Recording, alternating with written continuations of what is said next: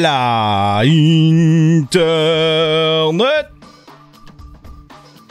6 mai 6 juin, 3 juin, 3 juin 2019, bienvenue sur le Daily Buffer Podcast, your daily source of madness, craziness, happiness, daily source of inspiration, and creativity.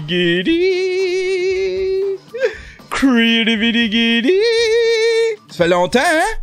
Ça fait longtemps que j'ai pas fait de Daily Buffer Podcast. J'étais exténué, je sais pas ce qui s'est passé avec moi. J'ai accumulé de la fatigue, j'étais claqué solide. J'ai fait que je me levais le matin puis je faisais comme je vais aller faire un Daily Buffer Podcast. Puis là en fait quand je faisais je vais refaire juste une petite sieste. Puis là je refaisais une petite sieste puis en fin de compte je me levais puis là j'étais trop claqué là, j'avais pas la notion du temps. Jeudi, vendredi, c'était de même. Je pense que c'était à cause de la nervosité. Je voulais absolument faire un vlog, fait que vendredi, j'ai pas ça a été la même affaire, puis après ça, il me restait juste du temps pour terminer le vlog. Puis je me suis fait chialer après par un gars qui s'appelle Vince. Il est où, esti? Je vais le retrouver. Vince OG qui a écrit sérieux. Pourquoi du jour au lendemain il y a plus de daily sur YouTube sans le mentionner nulle part? Je trouve ça ordinaire. Je me fais chialer après par Vince. Excuse-moi Vince. Hein?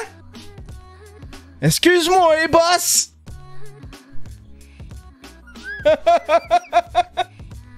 Excuse-moi. Certain, en plus, c'est même pas un Patreon, tu sais. Tout est gratuit. Bon, comment ça, là? T'es pas là matin, là? C'est ordinaire. Passif-agressif. Je le prends comme une forme de compliment, mais en même temps... Tu sais? Ça, c'est Alexis Cornelier. Attendez un peu, on va répondre. Qu'est-ce que tu veux, calice de fatigant? Je suis live, je suis sur le Daily Buffer Podcast. Ça va? Ça va bien, toi? Ouais, pas eu le temps de faire ma vidéo. Non, j'ai pas eu le temps de faire ta vidéo. C'est aujourd'hui, ça, cette affaire-là? Ouais. Ouais, tu penses qu'il va dropper à iTunes? T'es live, hein, sur le Daily Buffer Podcast? Je suis live sur le Daily Buffer? Ben oui.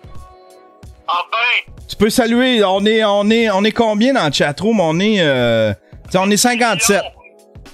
8 millions. 8 millions. Qu'est-ce qui se passe avec... parle-moi donc, qu'est-ce qui se passe avec Apple aujourd'hui? C'est quoi tes prédictions? Ben, c'est la conférence développeur, c'est le WWDC. C'est une conférence, en fait, qui va parler, évidemment, plus aux gens qui développent des applications, mais pour nous, les simples mortels sur la planète, pour Apple, on peut apprendre certaines nouveautés. Donc, tout ce qui est macOS, iOS, tvOS, watchOS, qui vont être mis à jour. Je suis trop dépourvu, Yann. Je savais pas que j'appelais au Daily Buffer, mais... Non, mais dis-moi tes prédictions. On sait tout c'est quoi le WWDC. C'est tous des geeks, là. Ils en savent plus que nous autres. C'est tous des jeunes. Ils ont grandi là-dedans, là. Mais dis-nous, c'est quoi tes prédictions comme ce qu'ils vont sortir, là? Qu'est-ce qu'ils vont changer? Ben, moi, je regarde plus pour ce qu'ils vont sortir au niveau entreprise. C'est-à-dire que quand on achète un Macintosh pour la maison, y a pas de problème, on l'ouvre, on rentre un mot de passe, nanana. Quand on l'intègre à une entreprise, là, s'il y en a 25, 50, 100, ça commence à être plus compliqué de s'asseoir à chaque ordinateur. Donc, il y a des plateformes qui existent depuis quelques années qu'on appelle des Mobile Device Manager ou des Machine Device Manager. Et à chaque année, Apple va un peu plus loin dans ça. Il y a des programmes d'achat de licences d'applications aussi qui devraient être améliorés parce que d'un côté, il améliore ces fonctionnalités-là pour l'intégration d'entreprise, mais de l'autre côté, il augmente aussi la sécurité de leur application, de comment c'est installé. Puis, depuis quelques années, Apple semble montrer des signes qu'ils veulent plus que tu puisses craquer tes logiciels, ils veulent plus que tu puisses les prendre n'importe où, ils veulent que ce soit à travers le Mac App Store.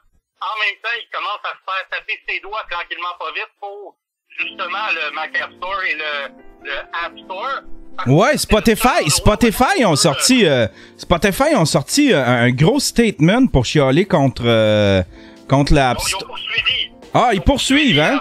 Oui, il y a aux États-Unis, il y a une cause qui va être en cours où justement certains développeurs se mettent ensemble pour dire que ça n'a pas de bon sens de payer 30% pour la distribution.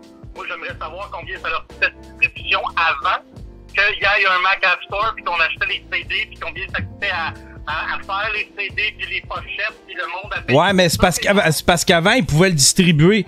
Avant, ils pouvaient le distribuer partout, tandis que l'App Store, c'est un monopole. Tu sais, ils pouvaient vendre leurs affaires dans plusieurs magasins. S'ils développaient de quoi, ils pouvaient le vendre dans plusieurs magasins. Tandis que là, il faut absolument que ce soit juste dans le App Store. Fait que il y a pas de compétition. Ça veut dire qu'il y a des règles. Tu peux vendre ton logiciel à l'extérieur et dans le App Store. Même que des fois, par exemple, pour un logiciel comme 1Password, il y a des règles différentes. Si tu veux que ton logiciel, par exemple, se connecte à iCloud, ben, il faut qu'il passe par le App Store. S'il est vendu à l'extérieur, il peut pas se synchroniser avec le cloud. Donc, il y a des petites choses comme ça, mais jusqu'à maintenant, il n'y a rien qui t'empêchait de le distribuer autrement. Là, je sais pas comment Apple va faire. Ça risque d'être resserré un peu. Et il y a un truc qu'on va faire expliquer. On fait une diffusion, nous, à partir de 12h30, et on a invité un développeur qui va nous expliquer. Il y a une nouvelle fonction qui s'appelle notarier les applications. Fait qu'on va voir, ça risque de complexifier les choses. Et iTunes, parle-moi d'iTunes Catraz. Donc, je pense que Apple t'a écouté. iTunes, c'est un logiciel qu'Apple a acheté il y a très, très, très longtemps, au début des années 2000, qui s'appelait SoundJam MP. Et ils l'ont refait un peu à la sauce Apple. C'est par là qu'il fallait passer pour burner ses CD en MP3. Après ça, est arrivé... Je pense qu'on connaît iTunes, mais qu'est-ce qui va se passer avec iTunes? Alexis, vite, en 60 secondes. Il devrait se séparer, ok? Ça devrait être un logiciel pour la musique, probablement diffusion de musique. Toute la vidéo serait mise sur l'application Apple TV. Qui est Apple TV+, là, qui ont déjà parlé à la conférence précédente. Et il va y avoir une application qui existe déjà sur l'iPhone qui serait pour le podcast. Donc, l'application podcast pour les ordinateurs, quoique rendu en 2019, j'ai l'impression que tout le monde écoute ça sur leur cellulaire, fait que c'est moins important l'application de podcast. Ouais. Hey, merci Alexis, on se repogne. Désolé, j'ai pas pu faire ta vidéo. Pas de problème. OK. Bye. Salut.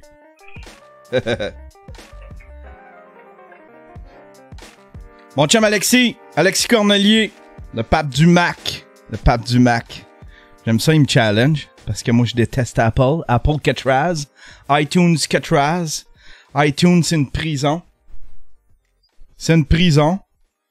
Tu sais, c'était le plus gros magasin de musique au monde. Sauf que tu pouvais acheter de la musique. Si tu achetais ta musique sur iTunes, tu pouvais juste l'écouter sur un asti d'appareil d'Apple. De toute façon, c'est ridicule, ça, acheter ta musique dans un logiciel, tu sais. Tu devrais pouvoir acheter ta musique. Apple devrait tout sortir ça puis le vendre sur apple.ca ou apple.com. C'est une prison. iTunes Catraz. Voilà. Hey, c'est GD qui fait une tournée pour tout le monde. Voilà, un appel... merci, mon GD. Un appel impromptu de mon ami Alexis Cornelier. J'aimerais saluer Terrien. Mes commanditaires. Good morning, Terrien. Merci de me soutenir dans mon grand projet de domination planétaire. On va dominer la planète. J'aimerais aussi saluer... Hey, d'ailleurs, faut que je les contacte. Faut que je contacte Benoît de Terrien. On avait un projet de Taos. Je sais pas si ça en est rendu où. Là, on dirait que je reprends mon souffle. Mes projets, mon affaire de docu, c'est terminé. Tout ça, je vais vous en parler. Mais on avait un projet de Taos pour les Patreons. J'en dis pas plus. Je vais reparler à Benoît. Je sais pas si ça fait longtemps que je l'ai pas vu dans le chatroom. Peut-être qu'il m'aime plus. je vais voir s'il est encore pas loin. Qu'est-ce que c'est d'autre? Ah oui, j'ai mes Patreon. Je voudrais saluer plein de nouveaux Patreons, mesdames et messieurs. Inclinez-vous. C'est eux autres les boss. C'est pas V-Sim, là. C'est eux autres les boss. Un nouveau Patreon, monsieur Pierre-Olivier Perrault. Un nouveau stream Ninja. Monsieur Music Fest. Un nouveau stream Ninja. Monsieur Carl Desjardins, un nouveau stream Ninja. Et madame Valérie Charrette, une nouvelle Ninja. Merci à vous tous. Vous êtes la nouvelle économie. Vous êtes la nouvelle économie. Je fais des jokes, mais tu sais. Que tu sois Patreon, que tu sois pas Patreon, là. Je suis tellement content que le monde suive ça. J'écoutais un gars. Il y a un gars qui me fascine. Hey, merci Jimmy Supersharks de me suivre. J'écoutais un gars. C'est un gars. Il s'appelle DSP. C'est un Twitcher. Puis c'est honteux comment qu'il caille de l'argent. Là, il y a de la misère à payer son compte. Il a été super populaire. Il a fait bien de l'argent. Il y a eu un moment où est-ce qu'il faisait bien de l'argent, puis d'un coup, tout s'est effondré. Il a perdu beaucoup de commandites. Ses contrats ont été renégociés à la baisse, tout ça. Puis le gars s'était acheté un condo dans une ville où est-ce qu'il est plus capable de vendre son condo. Puis là, il shame ses abonnés de pas payer, puis de pas s'abonner à son Patreon, puis qu'il a besoin d'argent. C'est gênant, là. C'est gênant. Puis c'est un peu ce que la blonde de Ninja, elle a fait ça aussi. Elle s'est mise à quêter, à shamer le monde. Puis dire le monde nous a abandonnés. Puis là, ils sont plus capables de payer le rythme de vie, tu sais. Là, elle a commencé à shamer le Patreon. Moi, je veux pas faire ça. Je veux pas tomber là-dedans. Je suis pas de même, je suis pas un méchant. Aïe, aïe, aïe. Qu'est-ce qui s'est passé? Il s'est passé plein de trucs. C'était le fun de prendre un break. Ça me fait plein de trucs à parler. Premièrement, samedi, j'ai été tourner un documentaire. J'en ai parlé beaucoup. J'ai tourné un documentaire. C'était les 50 ans du Rooftop des Beatles. Un spectacle qu'ils ont donné sur un toit. C'était un des derniers spectacles qu'ils ont donné de leur vie. Ils ont joué sur un toit. Puis c'était les 50 ans cette année. Puis là, ben j'ai un ami qui a un groupe hommage. Ça s'appelle Sgt. Pepper. Je fais juste le dire puis je ris tout le temps. Sgt. Pepper. Puis ils ont décidé de reproduire ça. Fait ils se sont organisés avec un bar à Saint-Jean-sur-Richelieu. Ça s'appelle le Route 66. Puis c'est juste bien fait, c'est juste bien placé. Il y a des escaliers pour se rendre sur le toit. Puis ils ont refait un spectacle sur le toit d'un commerce. Un spectacle des Beatles. Ils se sont habillés en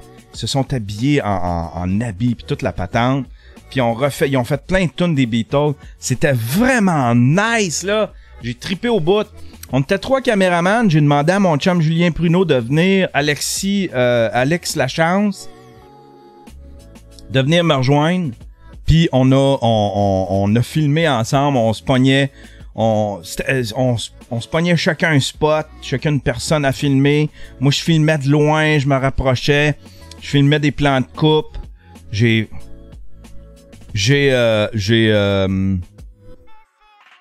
Comment je pourrais dire ça? J'ai utilisé un appareil. Pour filmer. J'ai utilisé un appareil télécommandé pour filmer aussi. J'ai fait des shots avec un appareil télécommandé. Ça donne des images superbes. Mais j'ai failli perdre mon appareil télécommandé. J'avais pas amené la manette. Il a fallu que je le contrôle avec mon téléphone. Puis il perdait le signal dès qu'il était rendu genre une dizaine de pieds. Fait que j'ai perdu le signal genre 2-3 fois. Aïe aïe. Fait que non, c'était vraiment cool. Puis la nervosité est tombée. Je me suis amusé. Les gars étaient smat au bout. Il y avait une belle ambiance. Les gens en bas, ils ont apprécié le spectacle. Ça a duré 1 heure et quart. On a filmé. On est arrivé sur le set. Je suis arrivé chez eux vers 11h30. Ils ont pacté le stock. On est allé au bar. Puis là, en plus, tu sais, ils participaient parce que j'avais une idée des shots que je voulais. Puis, tu sais, quand je tombe en mode réalisateur, j'étais un peu petit boss des bécosses, là. OK, attendez un peu, sortez pas tout de suite. Vous allez sortir, je vais aller me placer. OK, là, vous pouvez sortir. Je suis je suis dans ma tête, fait que je suis pas... pas que je suis pas délicat, mais je suis directif. Le gars, ils ont participé, tu sais. Il aurait pu dire, hey, toi, là, ta gueule. T'es accessoire à notre spectacle, là. Hey, ton petit strip de réalisateur, là. Hein? Hey, Xavier Dolan. Hey, le petit Xavier Dolan, calme tes nerfs. En fait, compte, ils ont participé, tu sais. Lui disait, OK, on va arrêter à telle place. J'ai vu, parce que en s'en allant entre chez mon ami puis le bar, j'ai vu une place où il y avait des chevaux. Fait que là, je voulais prendre une shot de ces chevaux-là juste pour mon establishing shot. Là, je dis, on va s'attendre là. Puis après ça, mec, vous arriviez, puis toute la patente. En tout cas, j'ai fait pas des ouais, c'est des petites mises en scène, tu sais. C'est des, admettons, tu sais, parce que là, on arrivait tout, puis là, je voulais une shot de quand le camion vient se stationner. Mais là, tout le monde était déjà arrivé. Fait que là, j'ai dit à mon chum, rembarque dans ton truck, recule de 4-5 pieds, puis avance, viens te stationner. Tu sais, des petits trucs de même qui font que c'est des petites mises en scène à travers la réalité, là. Tu sais, ils font ça dans tous les documentaires. Dans la chatroom, il y a Marie-André qui demande, penses-tu le refaire finalement? Peut-être. Mais je vais charger. Puis je vais charger tellement cher. Que... Parce que... Là, j'ai trippé parce que c'est un ami, puis le projet était le fun au final. Mais si j'ai à le faire... si j'ai à refaire d'autres commandes, je vais charger tellement cher que... si le sujet est pas un facteur motivant, au moins l'argent va être un facteur motivant. Fait que soit que ça va slacker de me faire demander des affaires. Je m'en fais demander à tous les jours. Je me suis fait approcher par à peu près 5-6 humoristes qui voudraient que je les suive. Mais tu sais, c'est gênant de suivre du monde que tu connais pas trop. Il faut que j'aille eu quand même une certaine connexion. Tu sais, ça, j'aime ça, là. Ça, je le fais volontairement, tu sais. Faut que j'aie eu une certaine connexion avec l'humoriste, puis que je le... Tu sais, Alex Roof, il y avait quelque chose... On s'est vu genre 2-3 fois. Alex Roof, il est fin, puis il y a eu une espèce de connexion spirituelle, si on veut, là. Tu sais, quand tu le sens, là. Quand tu sens l'énergie, là, lui, ça pourrait être mon chum. Tu sais, Pascal Cameron, c'est la même affaire. Jer, ça a été ça d'emblée, tu sais. Mais tu sais, quand tu connectes pas, tu fais comme... Comment? Fait que je vais me faire un prix ridiculement très haut. Fait que comme ça, si la personne veut vraiment son documentaire, elle va l'avoir. Sauf que moi, je vais avoir mon facteur de motivation. Ben voilà. Fait que c'était super le fun. J'ai des images à la tonne. On avait 2 GoPro qui filmaient en ISO. En ISO, ça, c'est c'est 2 caméras qui bougent pas puis qui tournent tout le temps. Pis c'est des caméras que tu peux te servir comme plan de coupe si jamais tes caméras principales, les shots sont pas bonnes. Fait que tu peux entrecouper entre tes ISO. J'avais 3 caméras ISO. J'en avais une en arrière qui filmait des escaliers vers le bas. C'est Julien qui a dit, tu devrais aller l'installer là. Puis j'ai dit, bon ben c'est beau, va l'installer toi. Puis j'avais deux GoPro. Julien avait amené sa caméra, son caméscope, on l'a mis de côté. On avait 3 DSLR, puis on avait un appareil télécommandé avec lequel on pouvait filmer. J'ai filmé à peu près 5-10 minutes de matériel avec l'appareil télécommandé. Un appareil mystère. Y a Dom in Montreal qui me demande ça va sortir quand ce docu. Je sais pas, je commence à le monter sous peu là, mais je veux pas rusher là-dedans non plus. Je veux me reposer parce que là, on dirait que je recommence juste à reprendre mon air. Ça me fait tellement du bien de recommencer à faire mon Daily Buffer podcast. On reprend ça tranquillement, pas vite. Tranquillement, pas vite. Mais là, j'ai un autre documentaire aussi à terminer, celui d'Alex Roof. Ça, je vais retourner filmer avec Alex Roof bientôt. Faut que je le recontacte. Mais là, je prends plus rien. Je prends plus rien à part sous-écoute. Je continue sous-écoute, mais je prends plus rien d'autre. Je prends plus d'engagement sur rien. Je termine ce que j'ai commencé. C'est-à-dire les Beatles, Alex Roof. Sinon, hier, c'était cool. Sous-écoute, un dimanche après-midi, Mike voulait qu'on remplisse le buffer. Il voulait qu'il y ait du matériel pour les Patreons. Fait que... Puis la salle était louée en soirée hier. Fait qu'il a décidé de faire un sous-écoute en après-midi. Fait que le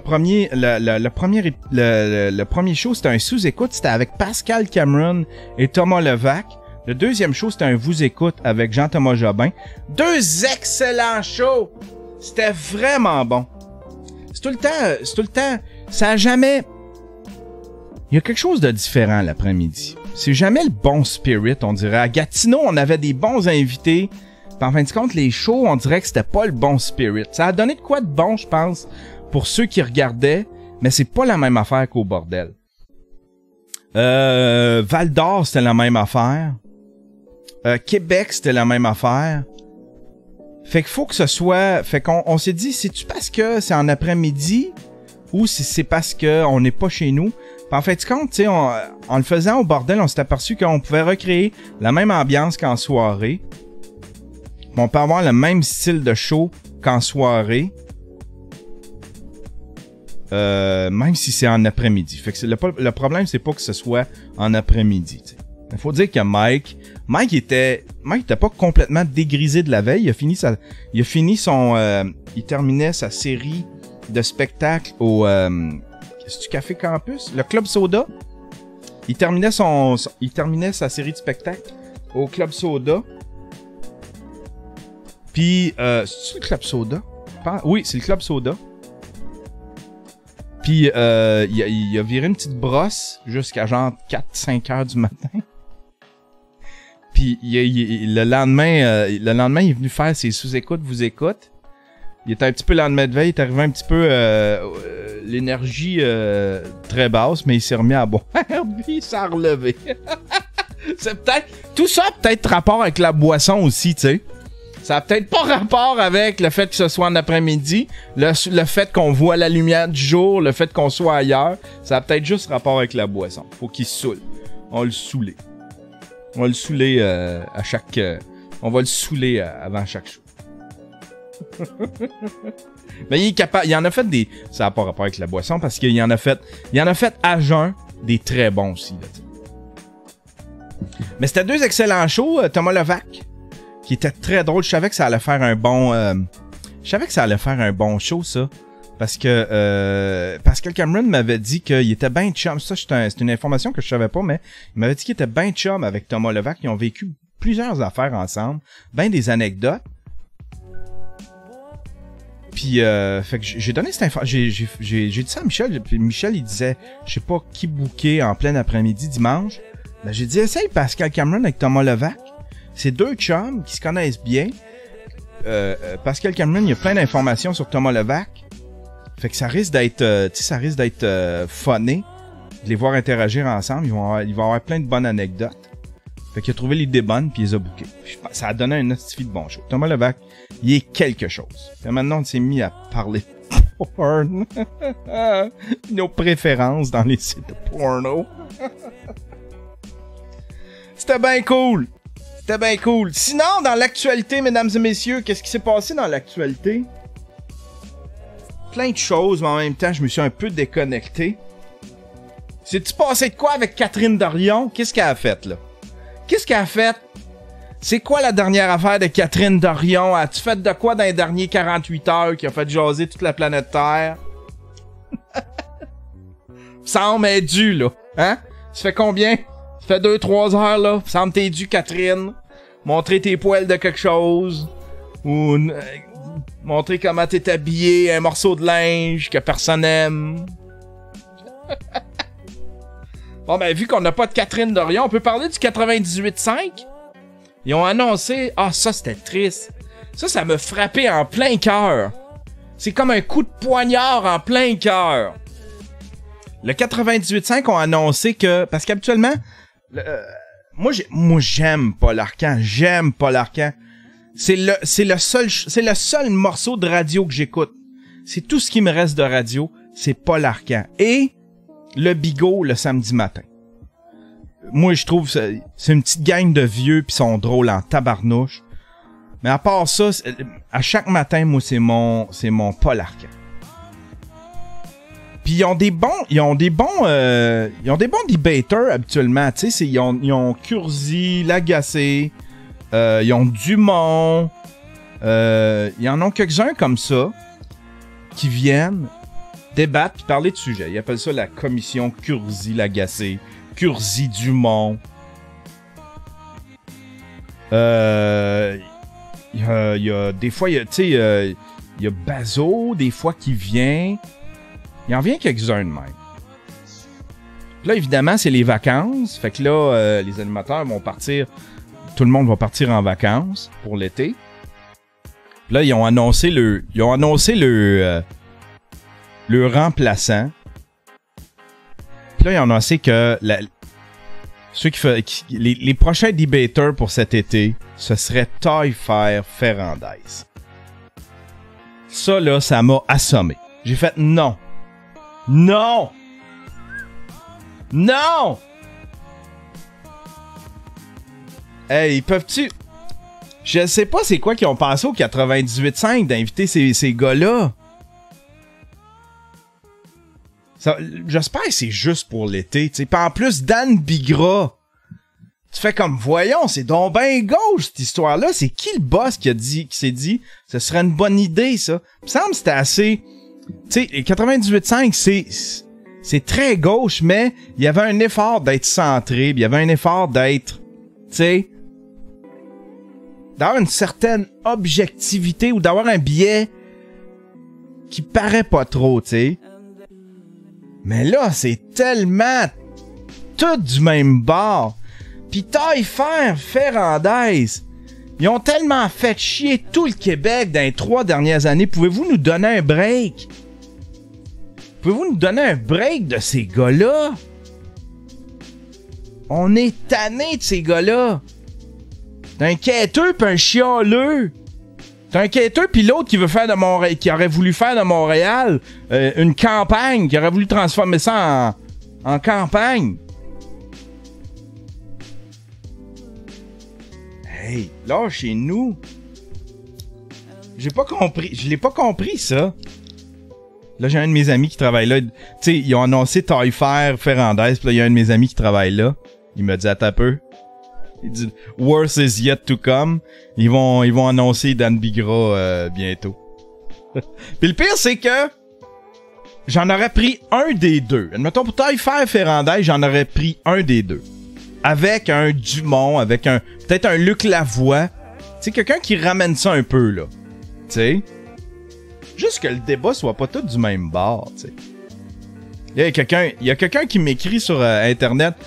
Ah, c'est ça, toi, c'est parce que toi, du monde qui pense pas comme toi. C'est pas le fait que ce soit du monde qui pense pas comme moi. De toute façon, le 98.5, ce n'est que ça, tu sais. Curzi, Lagacé. Tu sais, c'est tout du monde qui penche à gauche. Dan Bigra, c'est quelqu'un que j'aime bien aussi. C'est juste que, me semble, il y avait quelque chose... C'était le fun d'avoir des débats où est-ce que le monde se challenge un peu. Là, c'est tout du Taillefer Ferrandez. En plus, ça n'a même pas rapport gauche-droite, là, tu sais. Je suis même pas de droite, je suis comme centre-gauche, tu sais. C'est juste... C'est du monde qui tape ses nerfs. Taillefer Ferrandez... Ils ont fait chier tout le Québec pendant les 3 dernières années. Dommage Duval qui dit centre-gauche. Tout à fait! Tout à fait! Va lire la description de la gauche puis de la droite. Je suis zéro à droite. Je critique la gauche. J'ai de l'air de droite parce que je critique... Je critique ce que la gauche est en train de faire à la liberté d'expression. Puis, ce que, tu sais, les petits flocons sont pas mal tous à gauche, tu sais. Les petits snowflakes sont pas mal tous à gauche. Toute cette histoire-là de rectitude, de politique, ça, c'est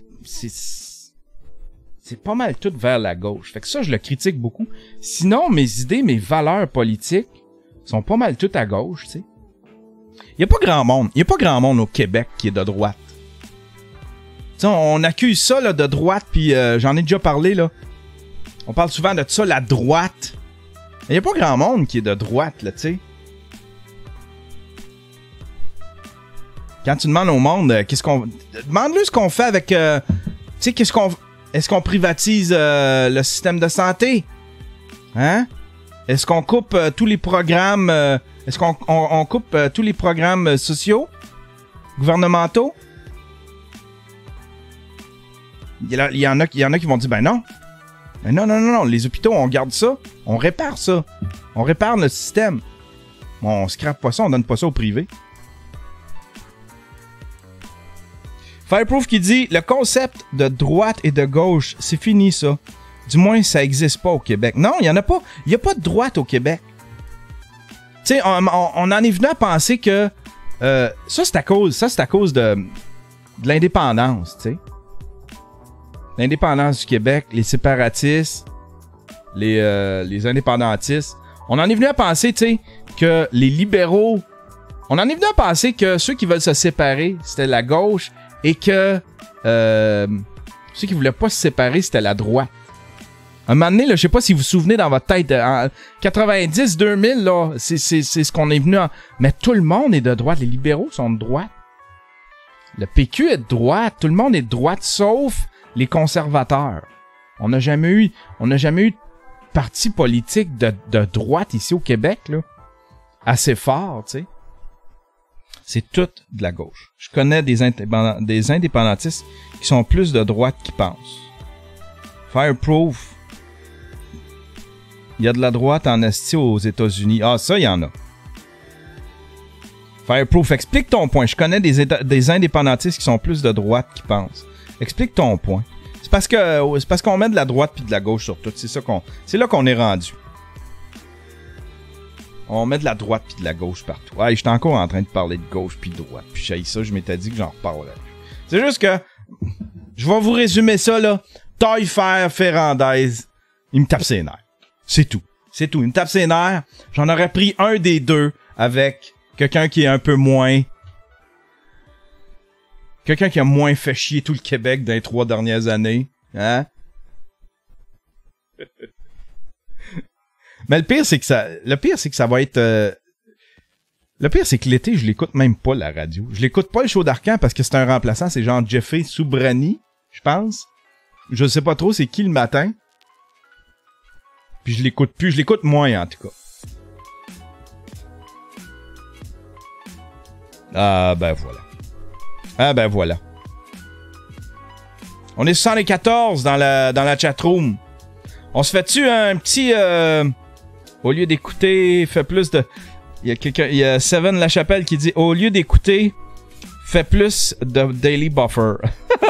La commission Thériault-Bigra. Hey, moi, je l'aime. Sérieux, là, je l'aime, Dan Bigra. Je l'aime en crime. Tu sais, je sais que la droite, tu sais, il y a bien du monde qui le critique, là. OK, Fireproof qui nous explique son affaire. Je connais des péquistes qui se pensent de gauche parce qu'ils sont indépendantistes, mais sont pro-peine de mort. Ils sont pas trop pour l'avortement. Ils pensent qu'on devrait sacrer les immigrants dehors du Québec parce qu'ils parlent pas français. Ah ouais. Ah ouais, j'en connais pas beaucoup de ça.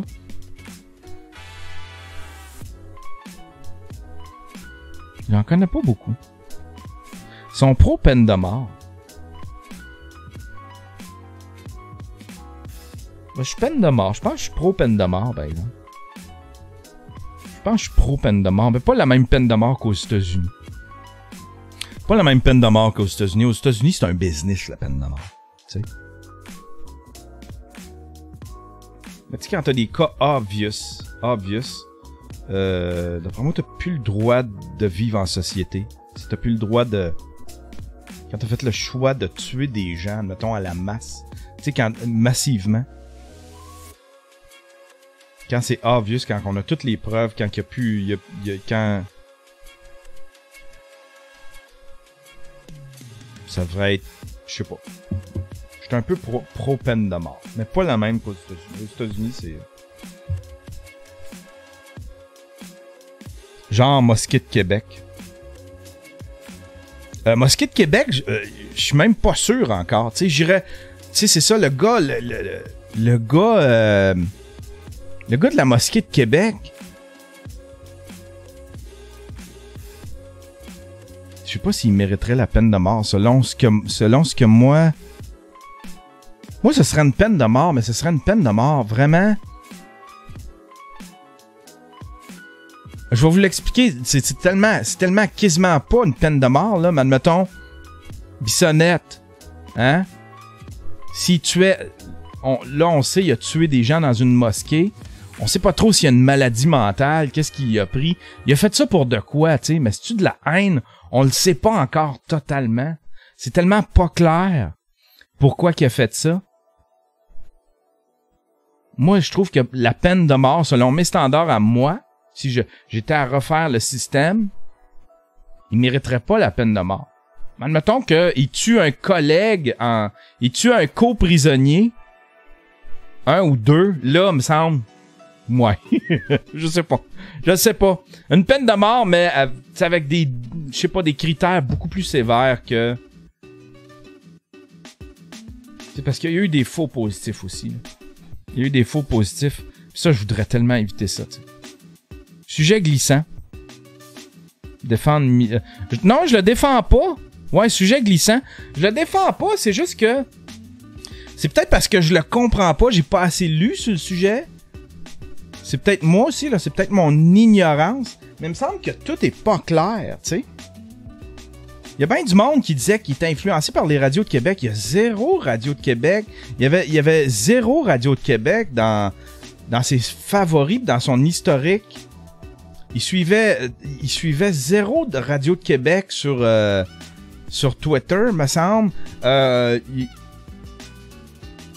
Il suivait des partis politiques de gauche. Je sais pas, j'ai pas suivi le dossier, fait que c'est peut-être pour ça que je devrais pas me prononcer sur Bissonnette. Mais il me semble que c'est encore vague, pis on le sait pas. Il me semble qu'il y a encore plein de monde qui le savent pas c'est quoi. Qu'est-ce qui est arrivé? C'était quoi ses motifs? Tu sais, un moment donné, il y avait une rumeur que il est gay. Il y avait une rumeur qu'il était gay, puis qu'il sortait avec un musulman, puis que le père de ce musulman-là était très sévère, puis que son ami, son conjoint, son chum, l'avait laissé parce que ça devenait trop compliqué avec sa famille. Puis là, lui, il s'est révolté de ça, puis qu'il est allé tirer du monde. Puis dans ma tête, je le sais que c'est pas ça, mais c'est quand même ce qu'il y a de plus plausible comme histoire que juste rentrer dans une mosquée pour on sait pas quoi. Il voulait faire quoi? Tu sais, il manifestait pas. Il avait pas de l'air de manifester à outrance je sais pas, de la haine envers les musulmans. Je sais pas, qu'est-ce qu'il a partagé sur Internet? Peut-être les gens peuvent m'instruire dans la... Il dit qu'il avait été intimidé dans sa jeunesse, puis qu'il voulait protéger sa famille face aux terroristes. C'est ce qu'il a dit lors de son interrogatoire.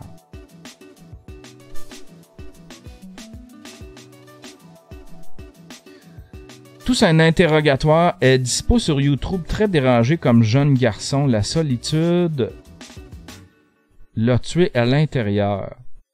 Le plus dégueulasse dans l'histoire de la mosquée, c'est les gens qui étaient contents de la tuerie. Ça, c'était dégueulasse. Ça, c'était dégueulasse. Ceux qui se réjouissent de ça, là, c'était dégueulasse. Yann, il y a un shooting dans une école ici. Tous les mois. Pourquoi des enfants innocents? Yann, il y a des shootings dans une école ici à tous les mois. Pourquoi des enfants innocents? Underwater Who qui est aux États-Unis puis qui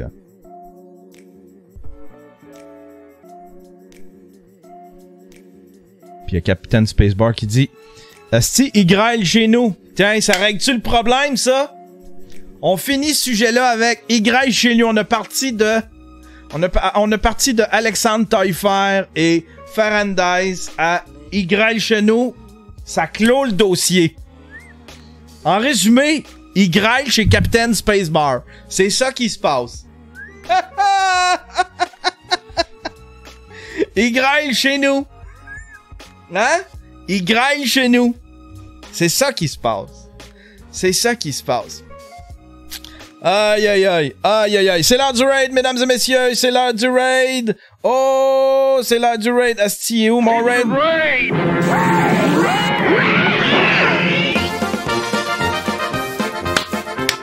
C'est l'heure du raid, c'est l'heure du raid. C'est l'heure du raid, c'est l'heure du raid. Ça se peut que cet après-midi, je revienne live. Mais là, je vais prendre une petite pause. Ça se peut que j'ai le goût de peindre cet après-midi. Là, je vais prendre une petite pause, transférer les images de sous-écoute, préparer mon montage de sous-écoute. Puis, ça se peut que je revienne live en soirée ou en après-midi, peindre. J'ai 2 canevas vides. Je veux faire mon logo de YouTube, refaire mon logo de YouTube ou faire de la musique ou rester tranquille. Mais pas de jeu, j'ai pas le goût de jouer à GTA. J'ai trop tabassé de Totoun. Hein? Hey, qui c'est qu'on raid à matin? 149. Non, t'es trop populaire, ça me gêne. Ça me gêne notre raid. Si on trouve pas qui, on va raid Mary Pooh. On va redonner ça à Mary Pooh. Moi là, faut que je trouve du monde. Ah, lui? Qu'est-ce qu'il fait, lui, un matin? Il a l'air de jaser. Game, man. Yeah, on rentre dans cette raison-là parce que... Non, pas de caméra, pas de raid. Moi, je veux voir ta face. Oh, lui! C'est qui, ça? On l'a-tu déjà raid, lui? La petite France à tes viewers, là. Ensuite, on va faire... Ah, on l'a déjà raid, lui. On va faire quoi après? On l'a déjà raid, lui. Il y avait une caméra? Je l'ai jamais vu, sa caméra. Ah, ça, là. Get Girl. Oh, non, si tu joues à de la guitare. Ah, non, elle écoute de la musique qui va me faire démonétiser. Tiens, lui. Moo Money. Moo Money?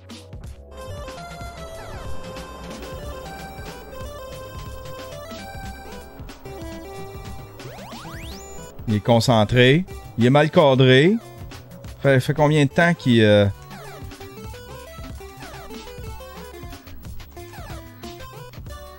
Ah, il est mal cadré. Trop mal cadré. On veut voir ta face. Ouais, ta face. Lui, il m'a de l'air d'un... Oh, qui est concentré, lui. Je pense que je l'ai déjà... Le père mécanique. Attends, on va y écrire. Voyons non.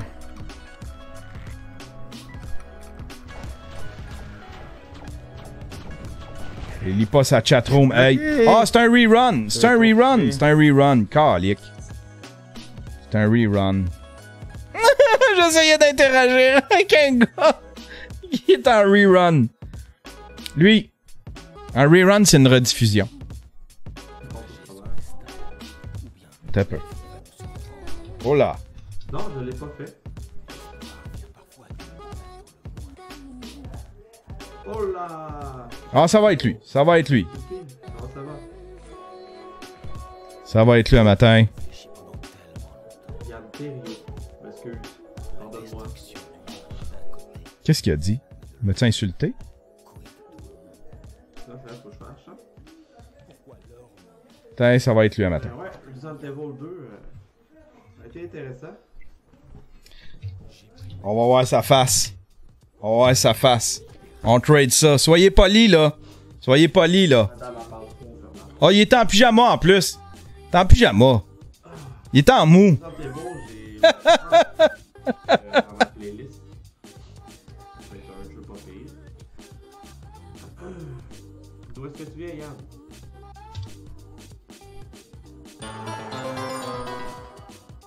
What? What? 62, t'es un malade? Yes! Ben, Merci. Merci pour le raid. Fuck yeah. D'où est-ce que vous venez tout le monde ici? Québec? Oh yeah.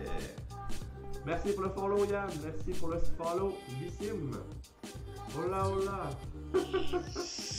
Ah, à quoi tu jouais juste avant de raid? Wow. Sup? Salut. What? Bonne journée. Ah, bon, ben bonne journée alors. Bon, une belle réaction matin. C'était une belle réaction, ça.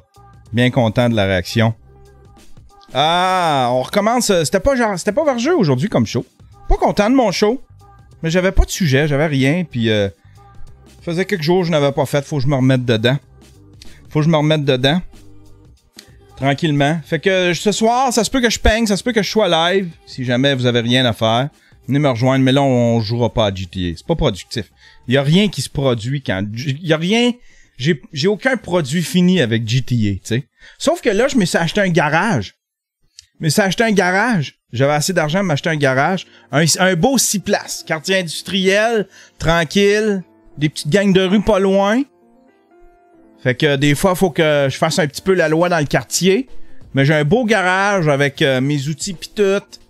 Là, je peux storer mes chars pis tout. Un beau garage 6 places. Fait que, mais sinon, il y a rien qui sort de là. Puis j'ai le goût d'être créatif. Fait que, ben, ce soir, à ceux qui veulent revenir. Et puis sinon, ben, bonne journée. On se revoit demain pour un autre Daily Buffer podcast.